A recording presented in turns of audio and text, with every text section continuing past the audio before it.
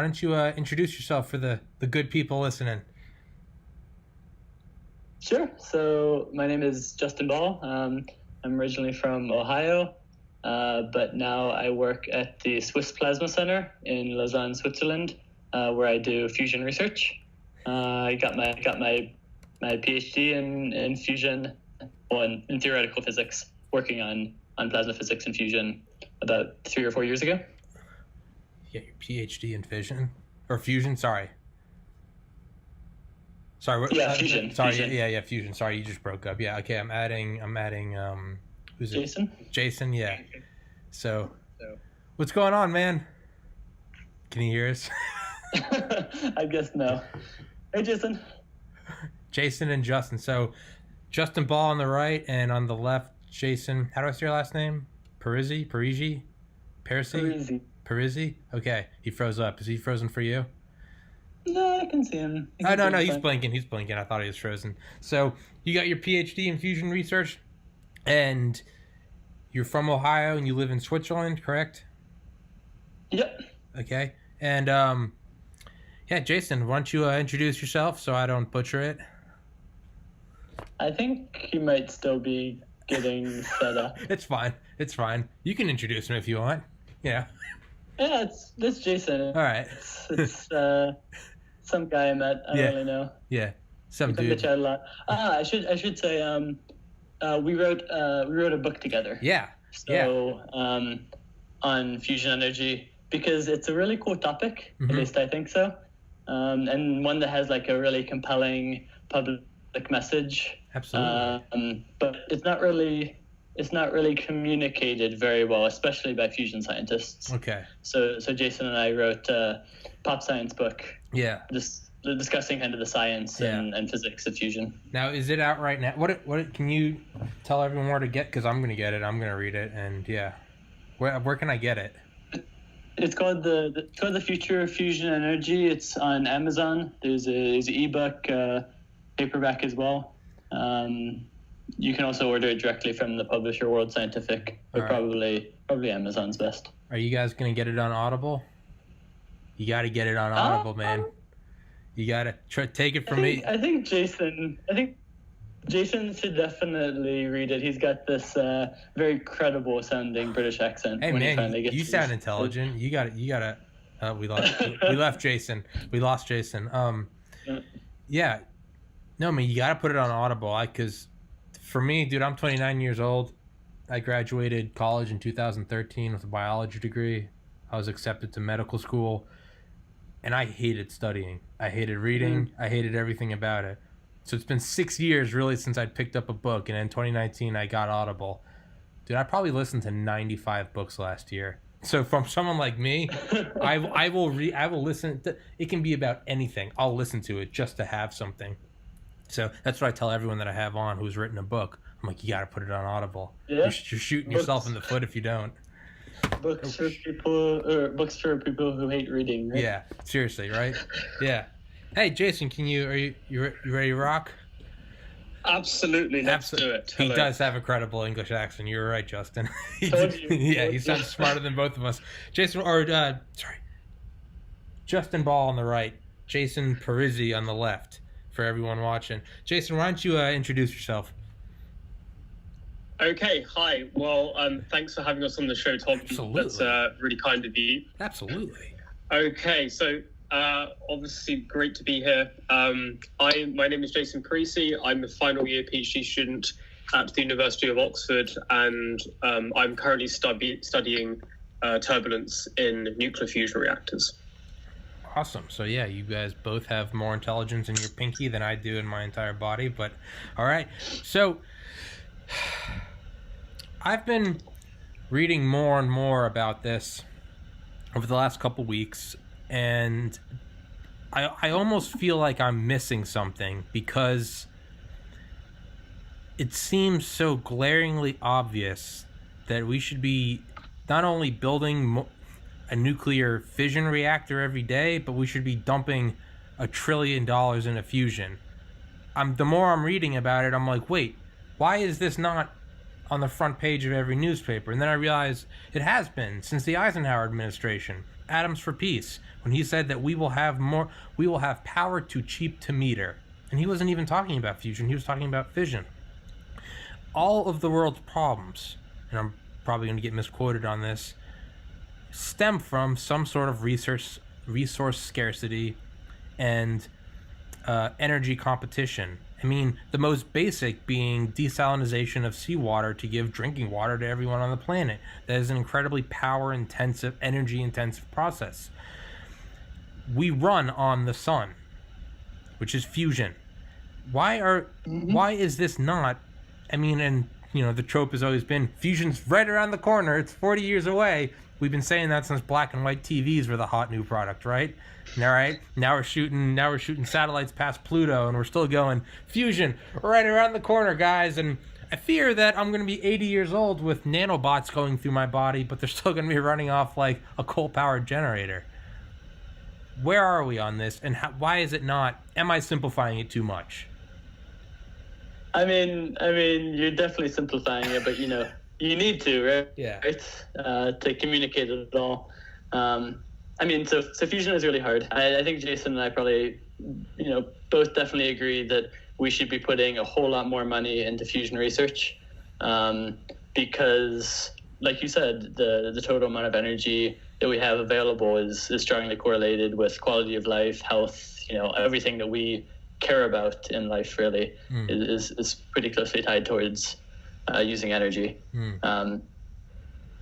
But I mean, I think a good argument for increasing energy R&D across the board, right? Because like you said, fission is much simpler to do. It's already put watts on the grid. Then there's renewables, which have a potential to expand a lot as well. And so I think especially with the dangers of climate change, that we should be investing in all sorts of sustainable energy options. Absolutely. Obviously, we're fans of fusion in particular. Yeah, that's the one thing that I bring up when you bring up why don't we have more nuclear reactors? Why are we stuck on, I believe, Gen 2 or Gen 3? Meanwhile, China is plowing ahead with, I believe, construction of 20 nuclear power plants. And the counterpoint to that is always, well, what are we going to do with the waste? What are we going to do with, it's so dangerous? Sure, it is. The waste from a fission reactor doesn't hold a candle to the waste we put out every day from fossil fuels, right? Over 1 billion cars on the planet. Like, it's I don't think that's a comparable analogy. Yeah. I mean, people talk about radioactive waste staying dangerous for, hundreds of thousands of years. I mean, there's other forms of industrial waste, like say mercury, that stays dangerous indefinitely, right? And you have to be careful with it. Yeah. It's so why fusion over fission, aside from just the simplified answer, because it's the end game. It is, there's not a sci-fi movie without fusion in it. No sci-fi spaceships run off gasoline. Why fusion over fission? Why not expand and evolve and refine fission versus going into fusion? I mean, it's a great question. I don't think. I mean, even in the long term, I mean, there might even be cases where, for whatever reason, a fission-based reactor is actually preferable to a fusion reactor.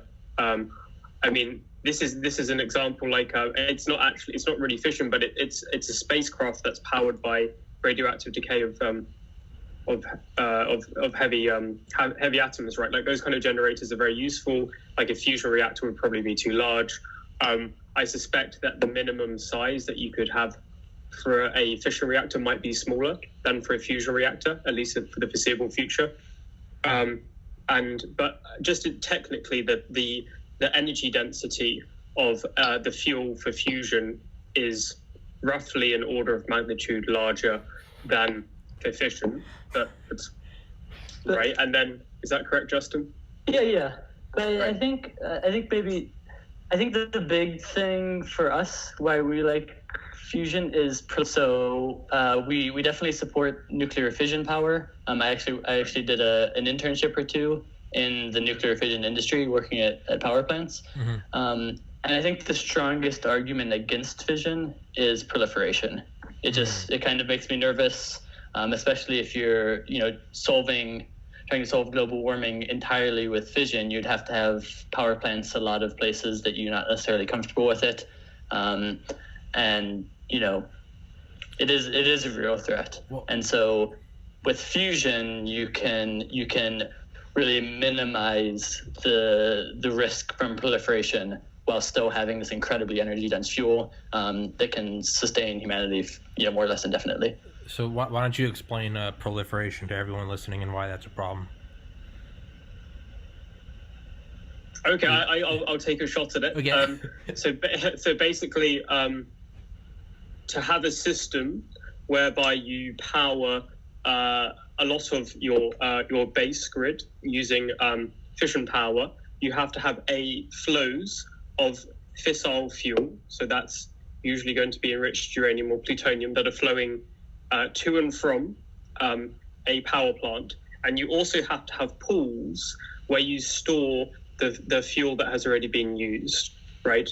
And the point is that from both of these processes, if, say, for example, a terrorist group were able to get hold of even a small amount, a very, very small percentage of the total number of flows and amount of fuel in storage, then that could be disastrous in terms of its implications for making a bomb, etc. So the point is that the amount of electricity demand is increasing even faster than energy demand because we're electrifying lots of that process. And therefore, if you expect that lots of that is going to come from fission, then you're going to have a disproportionate increase in the number of fission plants that you have. And the problem is, once you start to look at the numbers of how easy it would be to smuggle a significantly large amount of enriched material to make a dirty bomb, for example, then that becomes easier and easier the more plants that you have.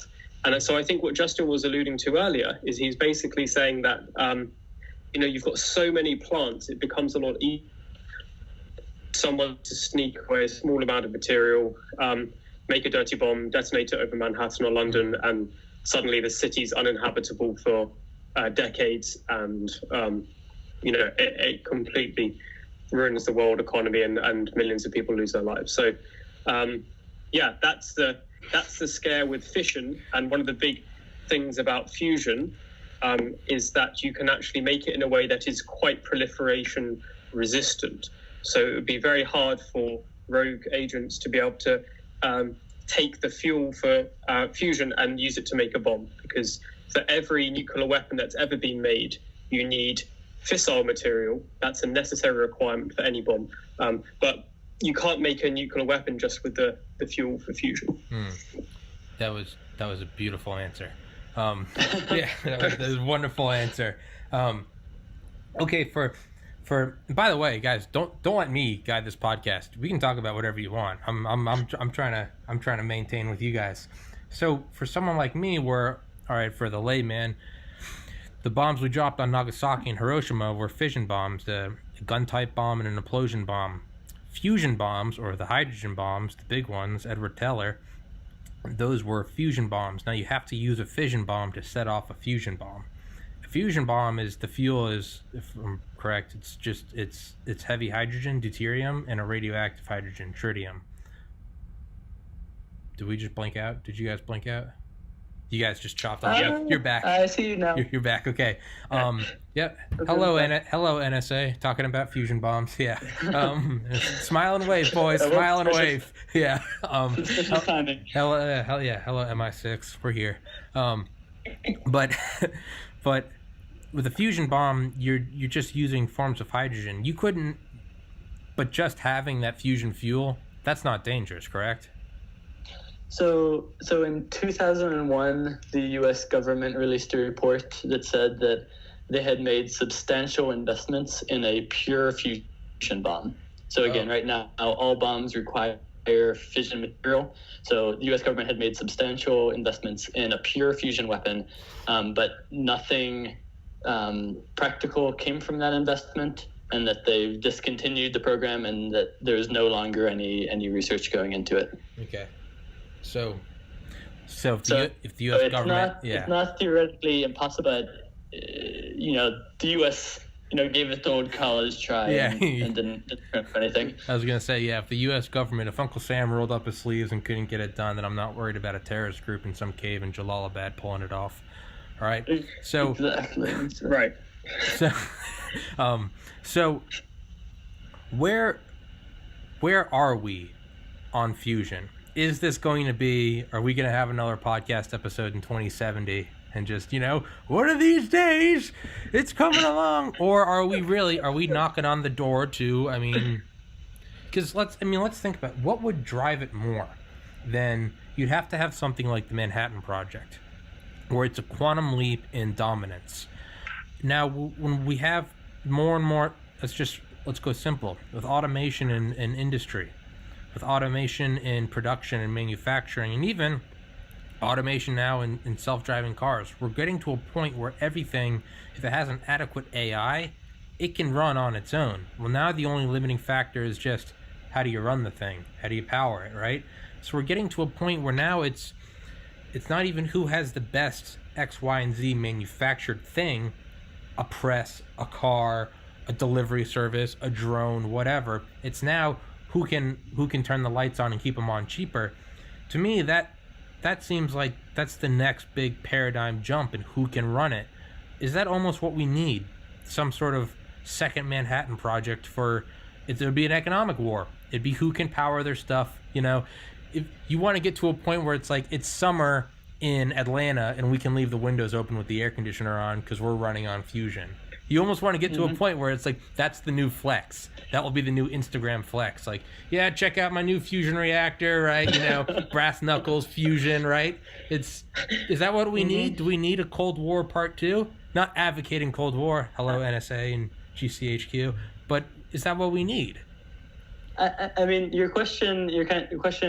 It's jumping all over. A couple important points. The most important, of course, is money.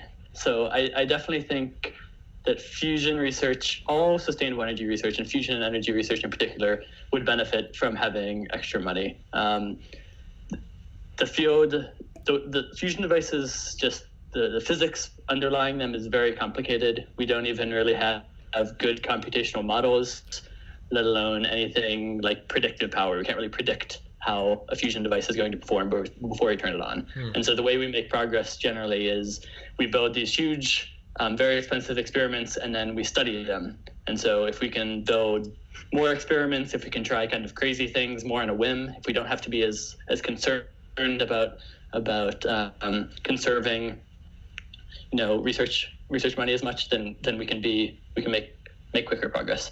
And I definitely also agree that the world is becoming more energy focused of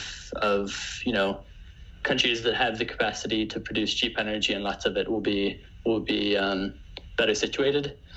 The thing that should be mentioned, though, is fusion is really complicated. It requires these big devices. Almost certainly, when it first starts, it's going to be expensive. Yeah. The devices will be unreliable. We're kind of operating on the cusp of human knowledge, and so they're not going to be well optimized or anything.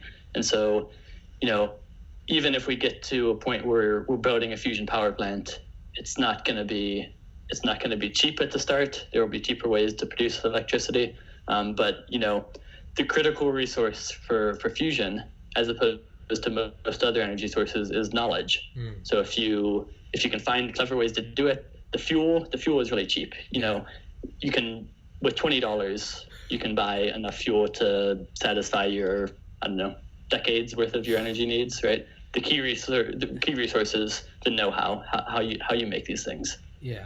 And so it's kind of like a computer algorithm, right? Once you program the thing, once you figure out how it works, then you're set. Yeah. It's almost like we need some sort of, nothing runs, fusion energy is great. The only thing more efficient than fusion energy is fear. Nothing will make a nation work. And I'm not calling, I don't mean that in some like dictator thing, but think about it. How'd the Manhattan Project get done? It wasn't because we think we should have this big bomb. Someone came into FDR's office and said, we believe German scientists are working on a bomb of, quote, fantastic explosive power, one of which could vaporize a city. So FDR, what, allocated $2 billion in 1940s money, while we're at the time, said get it done.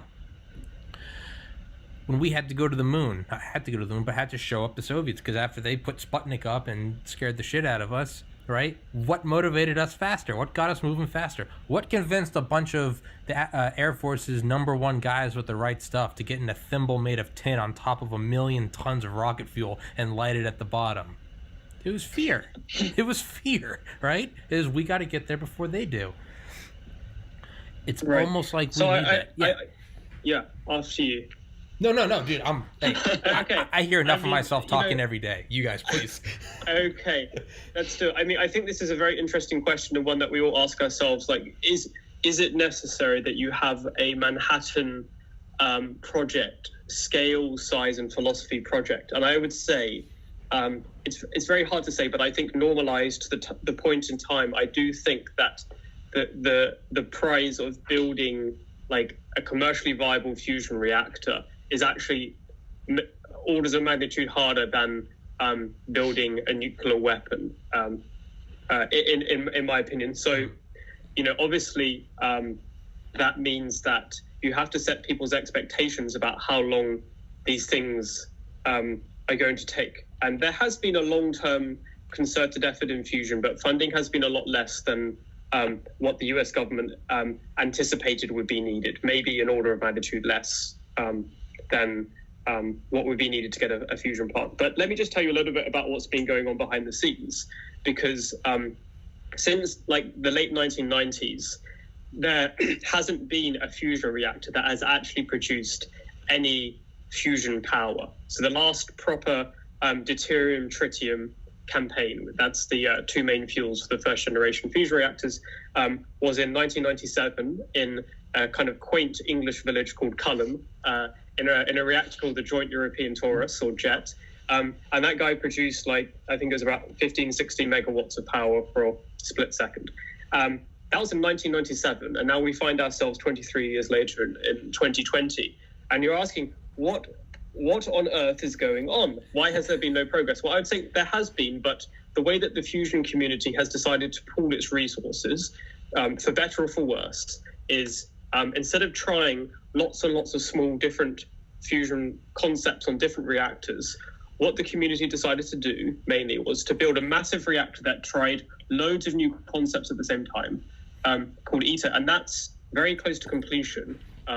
And it's kind of slated for the end of 2025. Let's see if it makes that. But you're going to see a lot of new technology there. And the size of the reactor is 10 times bigger than anything that's been built before.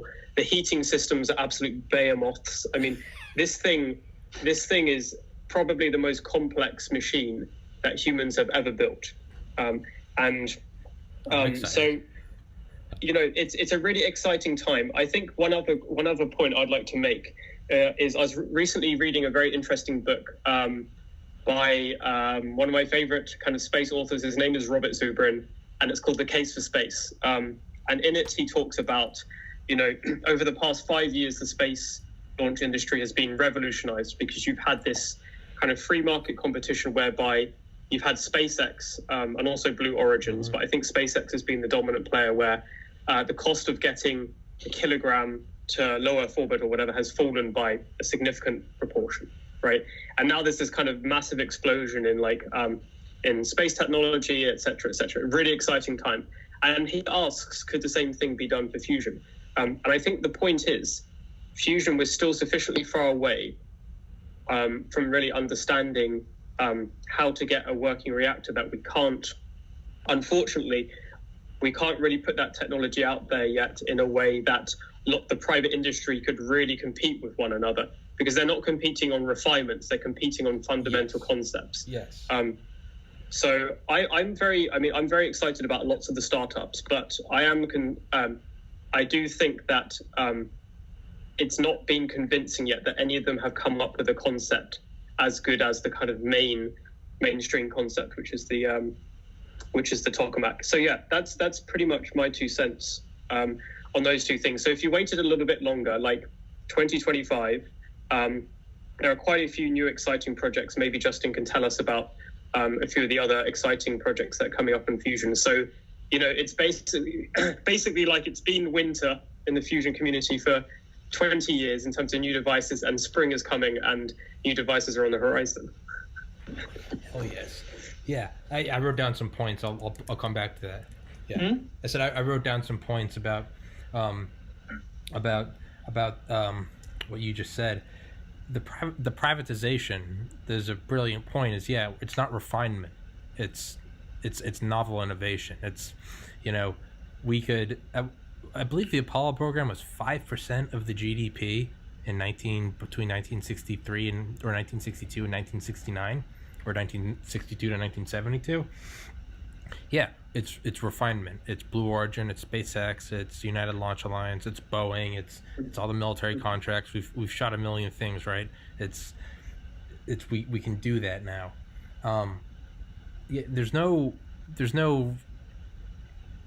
We're not even at the point where we see like ExxonMobil and Shell producing fission reactors. That would be refinements, let alone fusion. Is that a baby step that needs to happen first? We need to see privatization or private companies creating fission, or does that have the self-limiting reagent of non-proliferation? We don't want to see it be taken off into that area. I mean, I would be very happy if the private industry was able to get involved in a very substantial way. Yeah. I really like Jason's analogy of it's been fusion winter and there's signs that the spring might be breaking. There's this there's this experiment ITER that he mentioned that's the world's largest science experiment. It involves over half of the world's population. It's a consortium of 37 countries, including the US, including all the countries in the EU, including China, Russia, Japan, that have contributed to this project. And I'm hopeful that this is kind of like the Kitty Hawk moment for fusion, and that it will be a big transition in how the field works and how people view the field, or in just simply people's awareness that fusion is a thing. Because ITER should be, if things go as planned, should be the first device in human history to produce net fusion power in a controlled way. So it's designed to use 50 megawatts of heating power to sustain the reactions that generate 500 megawatts, so half a gigawatt. So the scale is power plant scale. Yeah. And so this will be liftoff, showing that it's theoretically possible. And then all of a sudden, countries where previously, countries have been coming together to build these things, now all of a sudden countries will say, hey, we want to do this first. Yeah, right? yeah. Then you'll see this the split off of all these countries being like, we need to get ahead of these other people, right? Yeah. And so maybe, but that, not sure about fear, but maybe some elements of competition all of a sudden competition motivating, sprinkled with some existential fear. And then after that, after you get countries that are each building their own demonstration power plant. So again, ITER is kind of a proof of principle. It won't actually put electricity on the grid. Then you get countries that are competing against each other, fighting each other to be the first countries to produce a demonstration power plant that actually sells electricity. And then after that, you get the corporations that then take over, and really you get the great power of capitalism in the marketplace to reduce this to practice and get costs in a competitive situation. Yeah, I like that. I like that imagery. It's everyone's coming together and everyone's throwing in just enough money to see if it works. As soon as it does, it's like, deuces, we're out of here. Like, we're going back home. We're bringing the money back home. But I mean, you almost kind of need that, right? You almost kind of need that. It's like how do you get the West Coast settled by America, right? Well, you send a couple guys out there and they go, hey, I think there's some gold out here. And then you get everyone. How else are you going to get a bunch of people to jump in covered wagons and be like, hey, we might die or might drown in a river, but there's gold in them hills. You kind of got to do it, right? It kind of, what was I going to use for that? It's almost like there's a sort of hesitation. No one wants to dump in a lot and see it not work, but everyone's if it does work, they'll open up the purse strings. That's very exciting. There might actually be like an element of game theory to this. So like in the beginning of the fusion research effort, the Soviet Union was putting, I think, substantially more resources than anyone else. Yeah. And as a result, they were leading the field. But I mean, it didn't get them anything, right? They poured a lot of money into this. Yeah. The U.S. Really learned a lot from the Soviet program. Tokamak. Yeah. The word tokamak is a Russian acronym. Yeah. And so they led the field. They made their mark on the scientific discipline, but it didn't get them a power plant. Yeah. And so at this moment now, it's kind of in your best interest to not put your resources in. Yeah. And as long as the project still goes, as long as you're still learning from it, and then put your resources in later when you have something to gain. I mean, look at the Manhattan Project. The KGB, Lavrenti Beryov, they had Klaus Fuchs, they had moles in the Manhattan Project. Why dump $2 billion in it when you can let the Americans do it, and then you just sneak on in there? Or look what the Chinese do with the F-35 Strike Fighter. Why dump $1 trillion in a research when you can just wait until they get it and then just hacker man go in there and get it? It's there is a little bit of game theory. But on the flip side of this, kind of viewing it from the other way, fusion is one of the best examples of international scientific collaboration. And so, even at the height of the Cold War, in 1968, so when tensions were close to their maximum, the Soviets made a big breakthrough in fusion. But they didn't have the sophisticated diagnostics they needed to verify. They thought they were getting really good performance, and a lot of their indicators were that it was true, but they couldn't be sure. And so actually some scientists from the UK traveled to Moscow, installed this sophisticated diagnostic, and verified that the Soviets really had achieved this incredible performance. And so fusion, despite the fact that it's nuclear technology, has a history of bringing countries together through international scientific collaboration. And in that sense, it's kind of an inspiration for the world. Yeah, International Space Station is a great example of that. I mean, that was $150 billion.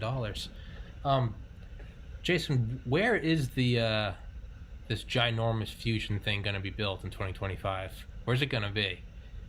So it's in a very fine location in the south of France. It's in a place called Cadarache, which is close to Marseille. Isn't that where CERN is? Pardon? Isn't that where CERN is? Or no? Oh, no, CERN's a bit further north and a bit further to the east. So CERN is kind of in Switzerland, Italy, and not even sorry, close. Switzerland and Italy and France. Yeah. You can call me an idiot. It's fine. You don't need to be nice. No, that's dumb shit. knowledge. You missed. Try again, Tom. Yeah. Sorry, but it's going to be in South of France. Yeah. I mean, you can look. I mean, they've been building it for quite a while now. I think it's. A few years ago, they mentioned that it was already over halfway built, whatever that means. But if you go onto iter.org, I think you can check out some of the images, which are quite. I mean, it's the scale of it is really mind blowing. Actually, after this, you can take a look if you like, or now, and it's really like the number of different types of facilities they have to build on site, the way that they have to transport. Some of the materials, they're like the huge magnetic coils, for example, for the tokamak, the vacuum vessel, all that kind of stuff. It's a mammoth undertaking. How do you spell it? ITER? EATER? Oh, ITER. There you go. Yeah. ITER. Yeah, I got a chance to visit it this past summer. Oh, you did? And I think the best analogy is that of a cathedral, because I mean it's. You walk in, and so they built kind of the buildings, and they're constructing the scientific components as well. But it's your eyes just kind of immediately get drawn upwards to this just massive structure, and then it's also like a cathedral in that the project was originally started in the 1980s by a treaty between Gorbachev and Reagan, and it started construction I think around 2006 and is now about halfway done. So it's really a project that spans generations. Yeah, well, it's also like a cathedral in that, yeah, it's devoted to the divine. I mean, what is more divine than, Oppenheimer said about fission? Or was it Oppenheimer or Enrico Fermi? We are tampering with powers heretofore reserved for the Almighty. That was fission. Mm-hmm. Fission's the little brother of fusion, right? Fission's the bottle rocket. Fusion's the one where Fission's the bottle rocket. Fusion's the one where your big brother comes and goes, "Hey, I got something cooler," and he puts some gas in a can and pressurizes it, right? Yeah. Yeah. I remember. Yeah, man. I remember. I grew up in a really nice neighborhood. I remember me and my brothers used to we'd throw these little black cat fireworks. My older brother John, who's an engineer, he was like, "That's bullshit," and he went and got a big 2-liter of Coke, filled it with dry ice and some water, shook it up, and we'd throw it all the way down the driveway. My God, it sounded like an execution. Just like, it was insane. Yeah. But yeah, it's kind of like fusion of fission. Fusion's the big brother, It's patting the head of fission, and it's like, that's nice. That's nice. But there's more out there. So, and this is a stupid question, but I got to ask, why isn't something like this, I know there's a lot of reasons wrong with it, why isn't something like this being built, almost like the Svalbard seed vault, where it's in an area of, I want to say Switzerland, maybe Sweden, I don't know, way up north, and it's in a mountain where there's permafrost, so even if all the power cuts out, it will maintain the seeds for forever, and it can survive a direct nuclear hit. Why wouldn't you have something like fusion? Why wouldn't you build it much farther north in permafrost? So it's like you just have that, let Earth do some of the work for you and just stay cold. It's like what they say about, sleeping on the ground when homeless people stay on the bench, and it's why not the ground, and so your body can't heat up the Earth. That's what's going to kill you. Is why not sort of tap into that that just naturally frozen tundra? Or am I answering my own question, and it's because you got to construct something in the tundra? I think it's a good question. The device ITER, which is billions of dollars, is being located in a seismically active region, and so one of the first things they had to do in building it was the first 2 years was building precisely level ground, so leveling the ground, and then putting these seismic isolators. Yeah. So in the case that there is a strong earthquake, the device isn't destroyed. But it comes down, like many things in life, to politics. Yeah. The French government was willing to pay more than any other government to ensure that it was in France. Yeah. And then also being close to Marseille is useful because we say that ITER is being built in France, but primarily ITER is being built all around the world. Okay. And so coils are assembled in China and Japan, and then they're shipped because countries don't like don't like spending money in other people's country. So they build components, and then you have the world's biggest Lego set being assembled then in France out of the components. Well, it's like what they say about the military-industrial complex and how it's geographic lobbying. A lot of times something will get passed, and it's like, it's fine, but make sure you put a plant in Massachusetts. We'll manufacture the wheels in Michigan, right? That's how stuff gets passed. But it almost seems like that's not an avoidable thing. It's like if you want it to happen, you kind of got to play the game, right? There's gonna be pork barrel spending. There's gonna be probably some corruption. So yeah, so it's me. You guys have entertained me asking all my stupid questions. What excites y'all the most? What is the thing what makes it look realistic? When it's like, if you see this will be a video game in 2030, it's cool, it's whatever. But when someone says hey man, I got a new Xbox One X, I just got the new Modern Warfare, I got the new Just Cause, here's a 4K TV, you want to play it later? And you're like, oh shit, it's right there, we can study, take the test, and then we can go play, because it's real, right? It's right there, it's realistic. It's like when there's a girl that's way too hot, You can't even really get excited because you're like, she's not even gonna look at me. But a girl who's like a little less hot, you're like, she might let me buy her a drink. Like, you know, she might break my heart for fun. Like, all right, whatever. It's what gets y'all excited because it's realistic, not because it's in 2500 we're gonna have cold fusion and the world's gonna be utopia. Yeah, sure, whatever, but we're gonna be dead. What gets y'all going? What makes you excited? On a personal level, or I mean, I'm excited by lots of things. I guess I could give maybe the greatest hits. I think, well, obviously. So I mean, if you look at civilizations throughout history, obviously the ones that are able to manipulate and store energy and channel it into uses that they find useful on the greatest scale tend to be the most successful, tend to have the highest standards of living for their people, etc. So I really think that, you know, in the long term, one of the biggest goals of human civilization should be to maximize the amount of energy that it can manipulate and channel into different uses. And fusion really is a way to up our game by an order of magnitude, you know, rather than being dependent on things that died a long time ago, you know, and burning their dead corpses or whatever. You know, nuclear physics is a way to really be able to, you know, open up the solar system and beyond for humans. So that really excites me. Yeah. Maybe that's a long-term goal, obviously. When it comes to fusion, fusion is really cool from a theoretical physicist's perspective because on the one hand, it's just the physics of it is really interesting. So to the way that you get fusion, the basic idea is you superheat a gas, right? And when a gas gets really hot, there are so many collisions between all the particles that the electrons and the ions tend to become separated, and this causes something called a plasma to form. And this is very exciting because it has all kinds of interesting behavior that neutral gases don't have.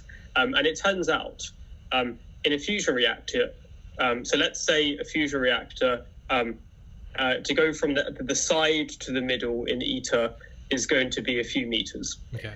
And basically, you go from room temperature, roughly at the edge, to hundreds of millions of degrees in the center, and you do that in a few meters, which is one of the highest steady state temperature gradients anywhere in the observable universe, I'm sure.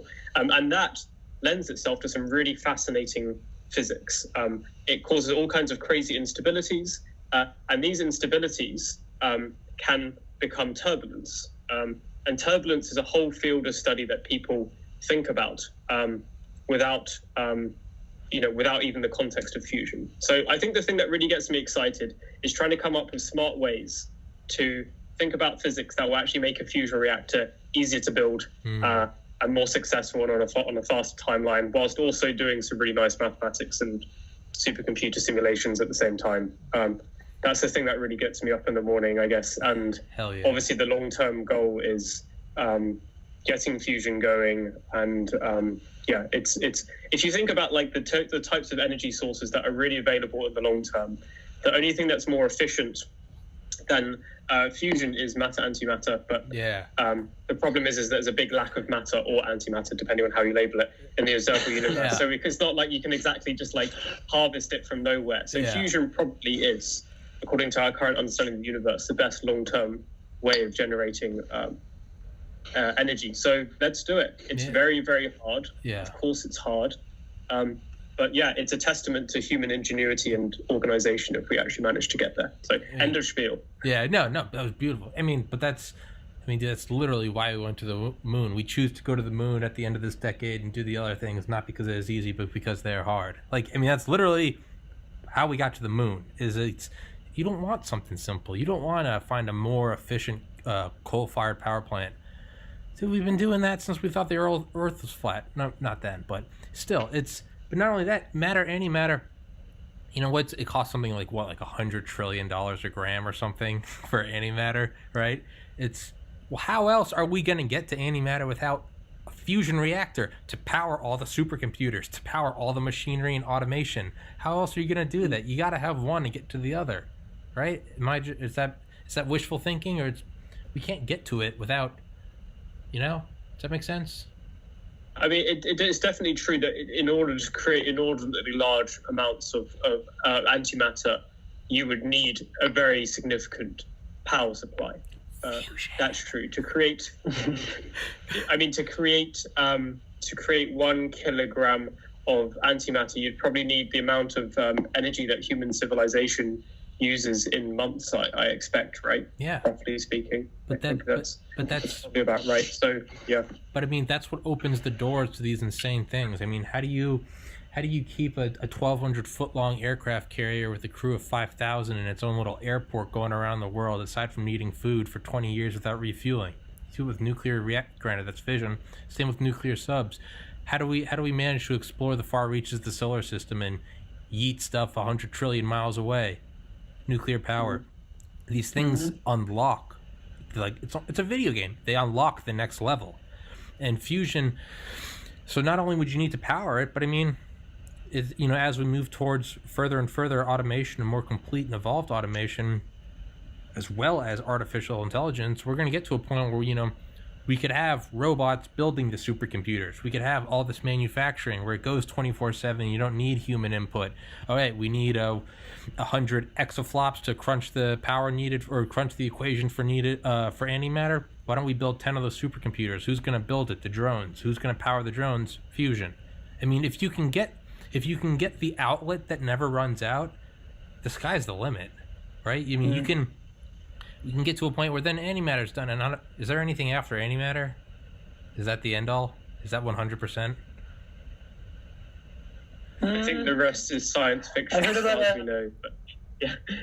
So speaking of science fiction, I heard about it's a black hole power plant. Oh Jesus! The idea is it's similar to matter, antimatter, just in a way more practical, but in a way very much less practical. But you have a very small black hole, and you can just drop any material you want into it, any matter that you don't want. You just drop into this black hole, and then through Hawking radiation, it radiates the matter back purely in the form of energy. And so it needs to be a really, really small black hole, like a microscopic black hole, to radiate enough energy to be useful. But theoretically, it might be possible. That's a mad thing. science. There's also another black hole idea, right? Which is using the Penrose process, whereby you can basically, most black holes have some kind of angular momentum to them. And the idea, I think this is different. So Justin was talking about Hawking radiation. Another idea is that you extract rotational energy from a black hole using something called the Penrose process.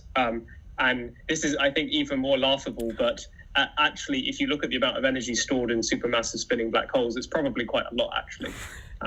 So if we run out, if we somehow get to the end game, whereby we fissioned all the fissile material and we fusioned all the fusionable material, you might be able to spin down black holes. But have you ever read the what is it, The Last Question or The Final Question by Isaac Asimov? Is that the one with the electron pump, or is this different? No, this is like a 2-minute read. It's like 2 pages, but it's. They have like I think they have a fusion reactor, and they're like, how long will this run? And they're like, it'll run until hydrogen runs out. And someone's like, well, hydrogen will eventually run out. And he's like, yeah, but like that's in like 10 to the 80 years. And he's like, but we will eventually get there, right? So they go and they ask the supercomputer, and I don't want to spoil it for you. It's legitimately like a 5-minute read. It'll stick with you. But the question comes up, and it's like, but it will eventually happen, right? It's insane. It's a mind blower. But I mean, sorry, what? No. I think I have read it. Yeah, I should read it again because I don't remember the ending. It really is. You can read it in the time it takes to take a shit, depending on how much fiber you eat. But like when you said a laughable idea, it's I heard someone say yesterday, and he was like, imagine if the Wright brothers had been a lawyer and an accountant. And one of them said, I think we can build this. And you said, what? Think about the liabilities. What about the profit margin? What about the influx? You're not going to get anything. This is bad PR. Why are we doing this when we're already making 40% on bicycles? You're right. We're not going to do that. Like, that sucks. You got to have a dreamer. So, I mean, you got to have to get to the point where it's laughable, right? You got to look at it. You got to approach the laughable stuff. What I was going to say was, this is my stupidity showing, but if you ever take like a metal spoon and you bend it back and forth and it starts to get hot, right? I don't know if you ever did that or if I was just a dumb kid. If you use like spaghettification on a black hole, Neil deGrasse Tyson says it pulls everything apart like spaghetti. Could you somehow like harness that heat to boil away water? Have something infinitely stretched by a black hole and use that kind of like a bendy spoon? Or is that kind of like, if you're at a point where you can like approach a black hole and not die, you're probably far beyond boiling water for energy? I think the problem is that the stretching that happens, it would require an acceleration of the object, which would be so great that it would break apart the electric bonds that are holding together the material, I think. Yeah, well, I don't think we're anywhere close to that. So, I mean, imagine you had an infinitely long, a very, very long rope. Let's say it's half the diameter that is the radius of the Milky Way, and you kind of like tease it towards the black hole in the middle. And the idea is that you accelerate it or you heat it up. You would just need an insanely ridiculous material that is able to be stretched by orders of magnitude. And then you somehow need to get it out of there as well. Space elevator on steroids. There we go. Exactly. Stretchy space elevator. Justin, so Jason and I kind of we skipped over you, but what gets you excited, man? Thanks for remembering. Yeah. What gets you guys have been talking a lot about the future, right?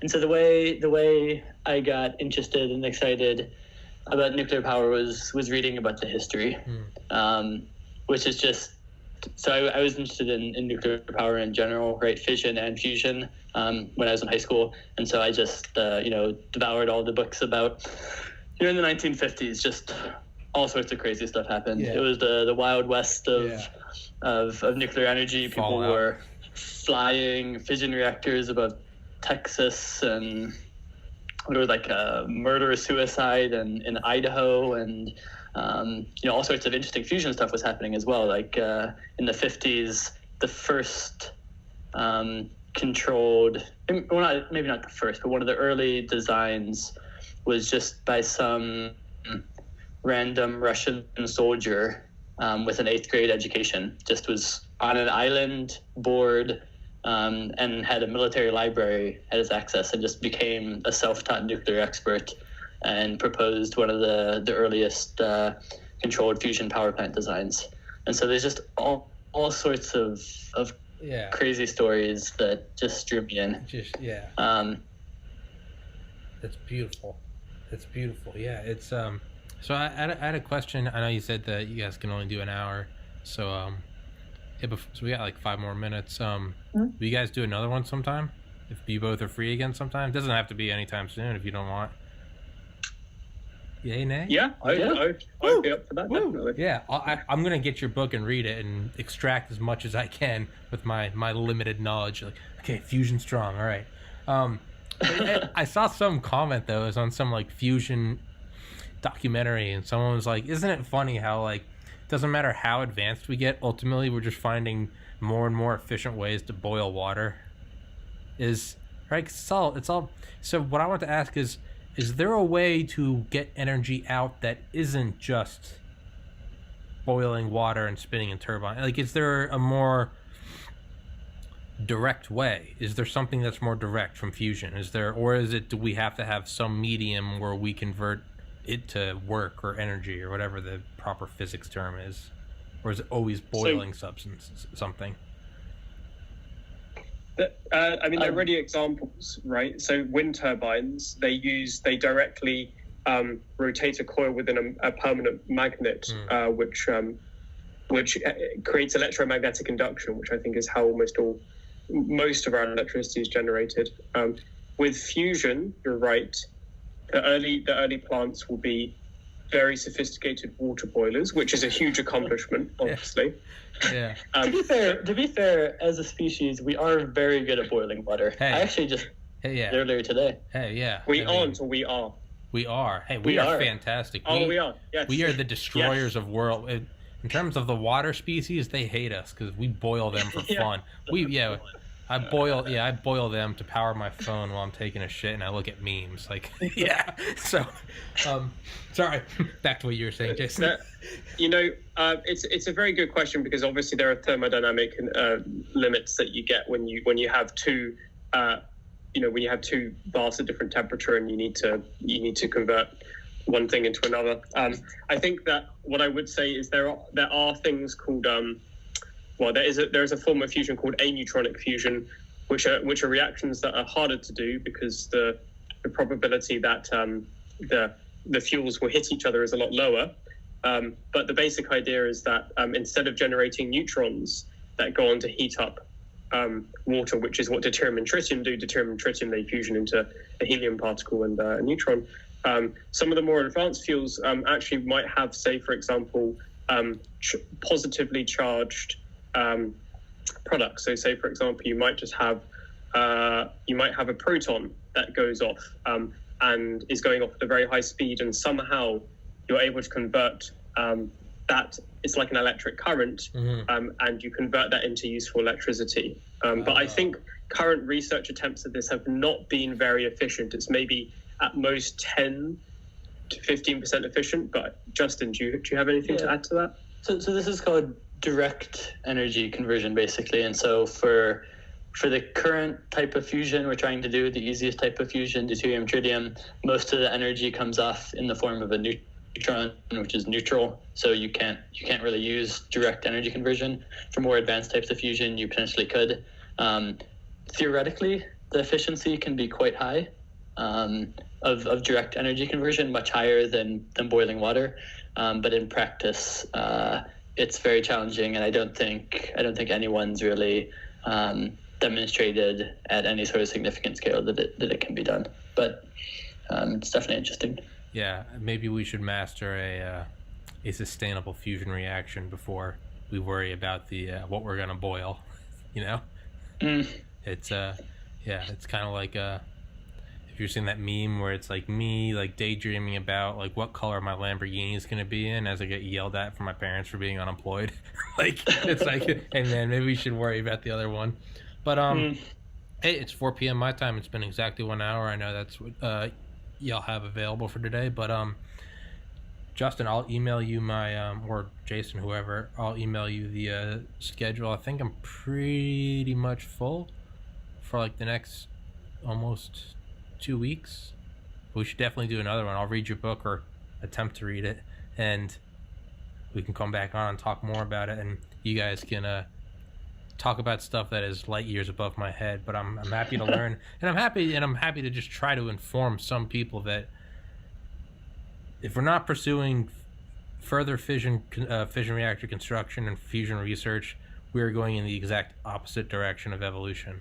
We are walking right back into the caves. Like we are, yeah. So, guys, thank you so much for coming on. Jason Parisi, Justin Ball, authors of The Future of Fusion Energy, available on Amazon.com. Very nice to have you guys. Thank you so much for being here.